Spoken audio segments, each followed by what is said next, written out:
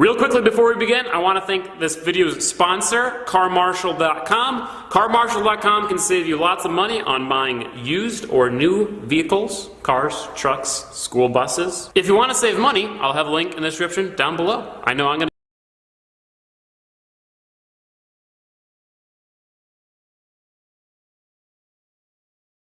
Internal Investigation IA 1826 DFC Luke Adamchik Investigator, Sergeant Scott Clemens LA 18-6 On December 30, 2017, Deputy Michael Korpolinski, hereinafter DEP Korpolinski, responded to Charlotte County, Florida, in reference to an investigation.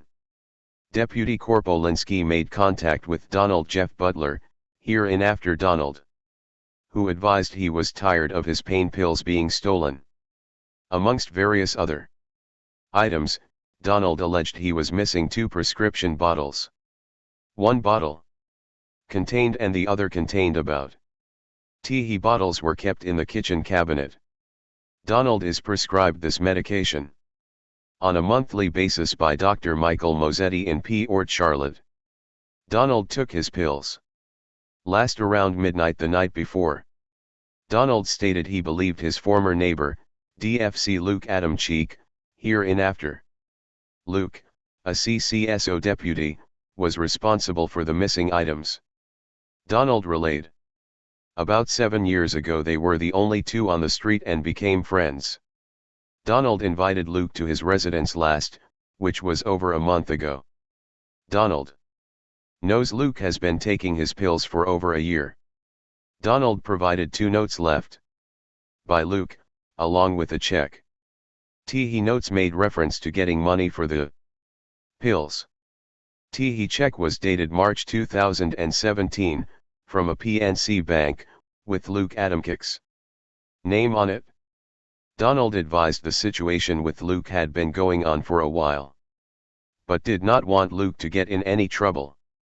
Donald had spoken with his neighbor, Jordan Meyer, hereinafter Jordan, who informed him about Luke being in the area. Donald told DEP Korpolinski he is the only person who lives at the residence and he wished to pursue charges. DET Billy Prummell, hereinafter DET Prummell, of the Major Crimes Unit responded to the scene to investigate the incident further. He befriended Luke several years ago. Over the last 8 months to 1 year, Luke has acted differently.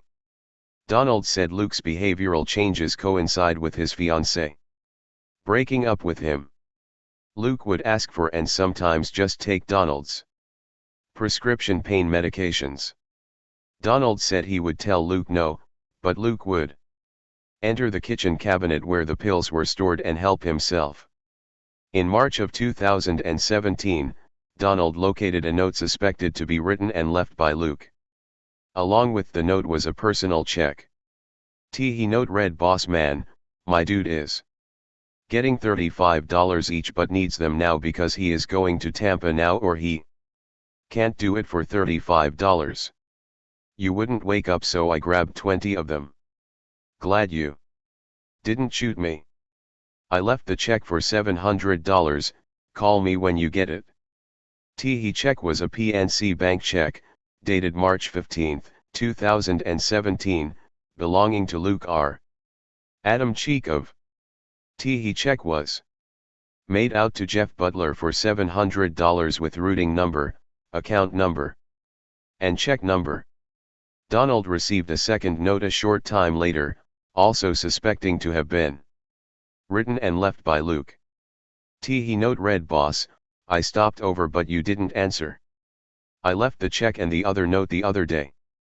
But maybe you didn't see them. Sorry for the confusion, I didn't want for you to lose the money." Donald stated. Each time he found these notes, Luke must have entered his home/garage without his permission while he was asleep. Donald advised he did not sell his medications to Luke or anyone else. Hang on to the notes and check in case he ever needed to report Luke. Donald advised while home with his granddaughters, he heard someone attempting to break into the back door. He stated the door popped open and standing in the doorway was Luke. He advised Luke was very startled and said, I was going to leave you a note. Donald advised this occurred approximately 3-4 months prior to calling the sheriff's office. Donald stated he recently changed all the locks on his home, placing 3 different locks on 3 different doors. Luke has not been invited over or at the residence since the new locks/handles were put in place. Donald also admitted to purchasing pills from Luke when he would run out. He stated he would run out because Luke was always taking his. Donald advised he previously purchased 10 pills at $10 apiece from Luke. Donald was also given cocaine and marijuana by Luke. Donald said this all took place within the last 8 m on this. Donald stated he was making a report this time due to noticing other items missing besides his pills. Donald was told to schedule a VSA, voice stress analysis, reference the investigation in accordance to CCSO policy procedure. Major Crimes interview with Jorda and Ma Yer. DETP Rummel made contact with Jordan Meyer, who provided a sworn recorded statement advising he sees Luke frequently. He described Luke's behavior as suspicious. He said in the last 4 months he has chased Luke off of Donald's property several times. Jordan advised he recently located Luke inside Donald's garage, attempting to enter the door into the home. Jordan never contacted the sheriff's office because he felt it was not his place to do so. In addition, Jordan said he saw Luke the day before Donald called the sheriff's office at Donald's residence. Major Crimes in TE Review WITH Ma Arcanocomv. DET Prummel made contact with Mark Newcomb, hereinafter Mark, who provided a sworn recorded statement advising Donald confided in him and told him Luke had been taking pills from him. Has occurred approximately 6 months ago. Mark began to watch Donald's home more closely. On one occasion, Mark walked over to Donald's house and immediately saw Luke kneeling down at the door leading into the home. Mark stated Donald was not home. He announced himself and asked Luke what he was doing. Luke was startled, stood up quickly and grabbed a tool. Mark advised Luke claimed he was only there to borrow the tool. Mark did not believe him and suspected he was trying to pry open the door. Mark said this occurred approximately 3 months ago. Mark also advised approximately 2 to 3 months ago, he was standing inside his home looking out a window with a clear view of Donald's house. Mark said he saw Luke fleeing Donald's house quickly. According to Mark, it was the same day Donald had his granddaughters at his home. Major CRIMES interview with Ashley Newcomb. DET Prummel made contact with Ashley Newcomb, hereinafter Ashley, who provided a sworn recorded statement. Ashley said she saw Luke the day before. It appeared he was at his former residence to mow the lawn. Ashley stated Luke was not mowing when she saw him. When Luke noticed Ashley watching him, he hid behind a tree, trying to conceal himself.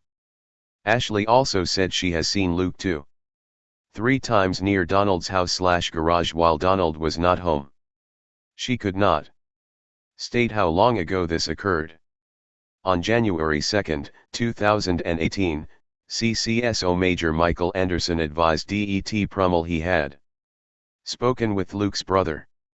According to Luke's family, Luke was admitted to a TE facility's name is. DET Prummel attempted to make contact with the facility, but they would not confirm or deny Luke's attendance. In addition, DET Prummel learned Luke's truck is currently being stored with family away from Charlotte County. On January 4, 2018, Detective Boss conducted a VSA exam with Donald. During the exam, Donald did not show or display any signs of deception throughout. Questioning, supporting the statement/circumstances provided above. On February 8, 2018, DET PRUMMELL made contact with Donald and provided a case status update. As of February 28, 2018, Major Crimes has been unable to make contact with Luke. Due to the limited information received, DET PRUMMELL placed the case into inactive status pending the development of any new leads or information regarding any of the stolen items Donald reported.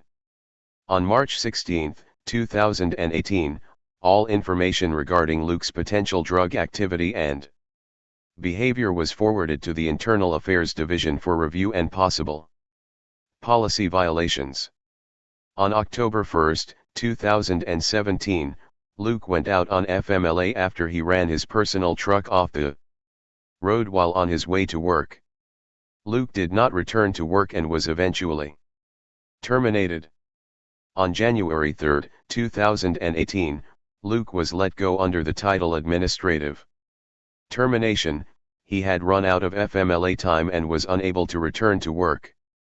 Prior to Luke's termination, HR received notification from his brother Luke had checked into a facility on January 2, 2018.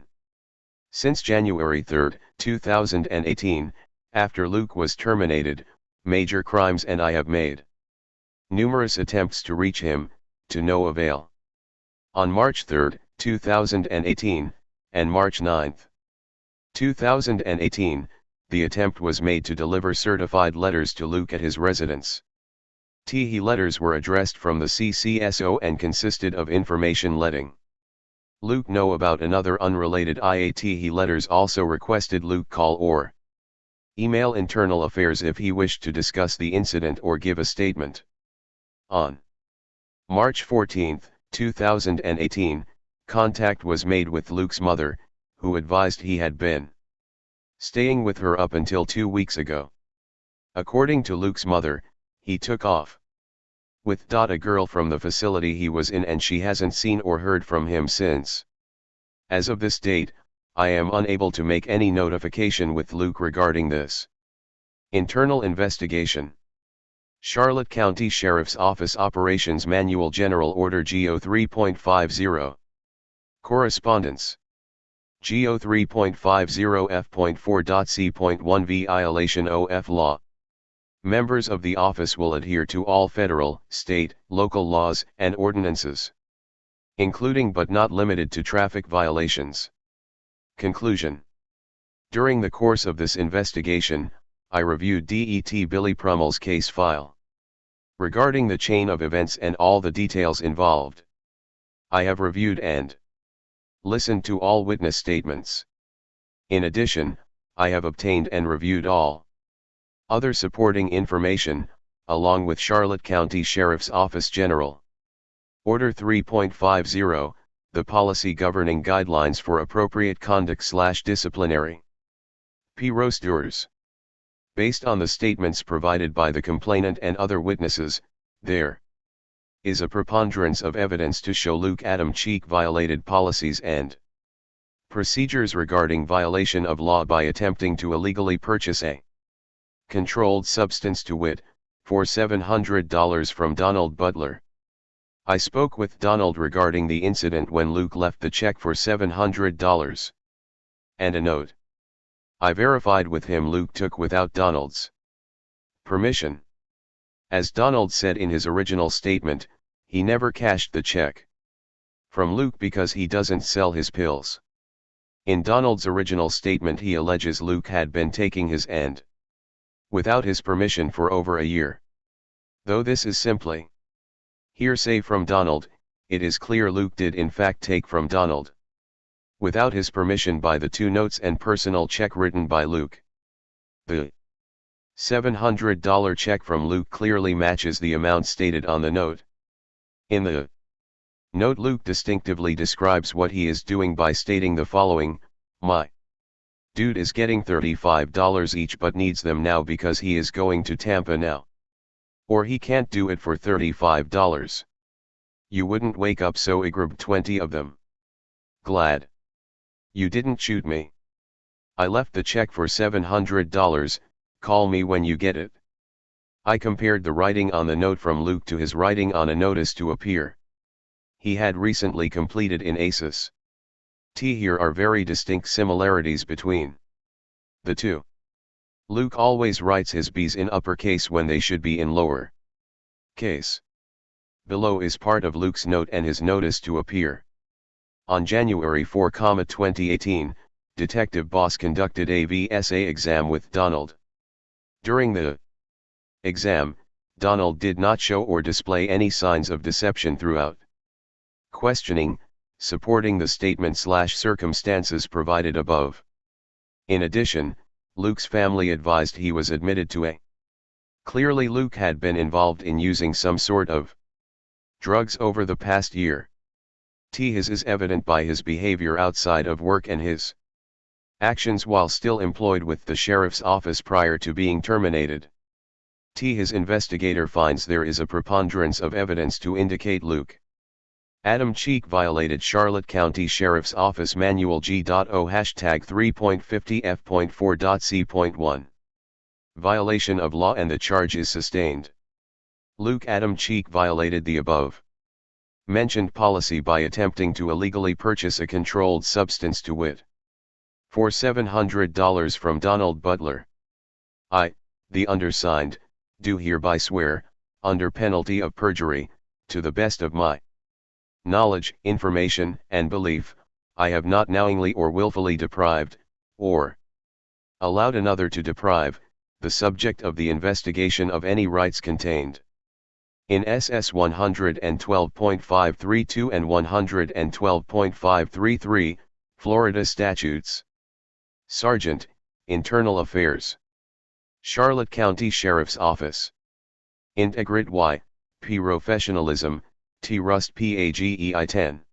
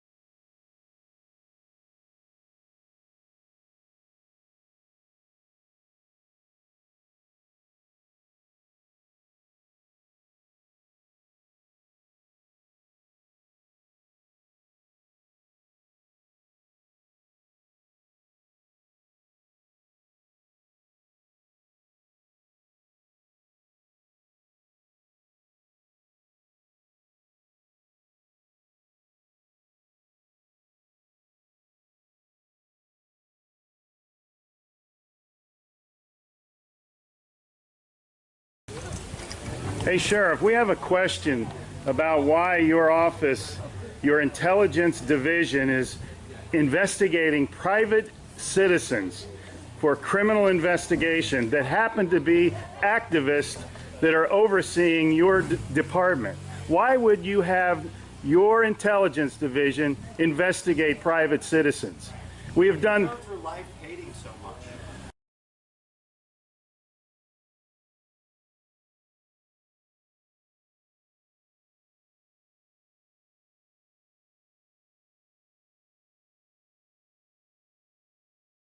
Sir, we don't hate anyone. We love freedom and we love American people.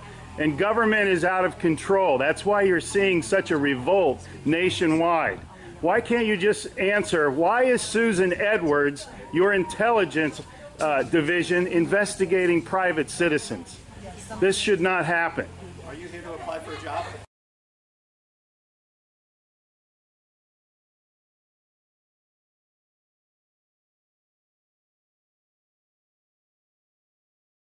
Possibly I might be applying for a job, but that's irrelevant to my question. Why would you ask that question? Well, enjoy the fair. Okay. Excuse me. Excuse you? Excuse me, sir. So those of you that haven't Wow. been on a bike before, we're Sheriff's just getting a little too pushy. You the work hard for part. us, Sheriff. And Just keeping keep that in up. mind. At one time, we respected you, but not with that type of attitude.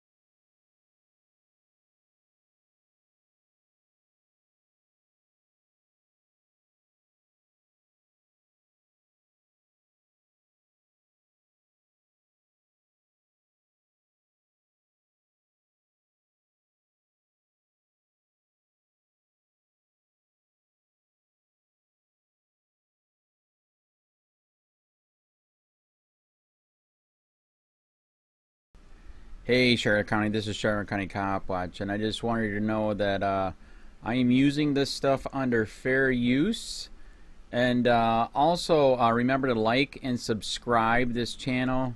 Also too, keep in mind I do not make any money on YouTube. This is 5 hours work a day, you know, fighting for freedom. And you can donate with PayPal and Patreon. I just want you to think about this. If everybody gives to PayPal and Patreon, Patreon is every month. Actually, PayPal you can do every month. I have 12,000 subscribers. If everybody gives, I can quit my regular job and go full-time investigations on Charlotte County and possibly even more and beyond. So just keep that in mind. If everybody helps out, I can go full-time doing this. Thanks.